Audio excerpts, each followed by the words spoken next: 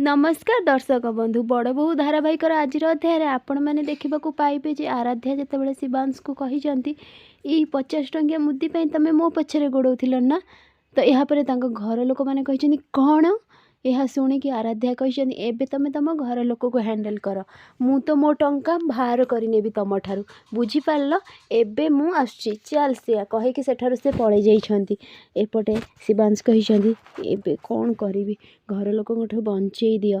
तो यापर भाउज चिल्लेबाकू लगी तो कही तुम एत केयरलेस हो पार तुमको यही कम रोमिन देदेले आउ सेमिति मु जानी तुम ये कम केबे भी करिपारिबनी तुमर दायित्व ही नहीं। यापर शिवांश कही ओहो रोहिणी भाउज टिके चुप कर ना आउ सेमिति तुम एमती कहीं चिल्लौछ। यापर रोहिणी कही हाँ हाँ तुम पर कहीं चिल्लेबी मत तो ये रोमिन को कहबार थिला तुमको बेकारटारे मु कहली। यापर शिवांश कही मम प्लीज आमको टिके बुझा ना।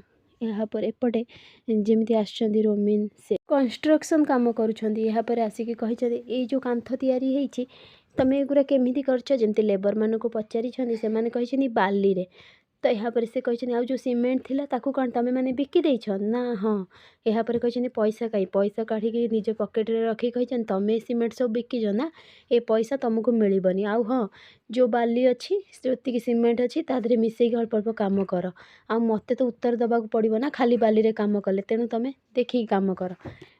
तो यापर जमीती आराध्या अच्छी आउ मन चिल्लाऊँच मत बोका बनई मो टंका लॉस करदेला ताकू तो मुझे छाड़बेनी। यापर शांति देवी कही कौन है आरु एमती क्या रागुचु ना जेजेमा मोर 4 बोरी से पूरा नष्ट करदेला।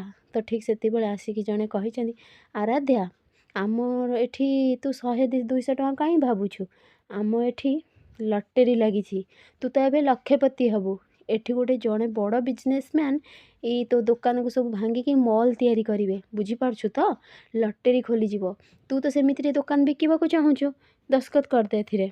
आराध्या कही हाँ हाँ मुझे दस्खत करदेवी दियो दियो कहीकि से जमी नहीं दस्खत करने हाथ छड़े नहीं शांति देवी। शांति देवी कही ए दुकान जेपर्यंत मु अच्छी ए दुकान को कहीं अलग करें तू ये कौन कहूछु आराध्या यहाँ आम दुकान नुहे आम राउतराय परिवार मान सम्मान तू ये दुकान को बिकिदेवाक चाहूँ कहीं से फाइल फोपाड़ी कही केबे भी नुहे ए दुकान केबे भी बिक्री हेबनी।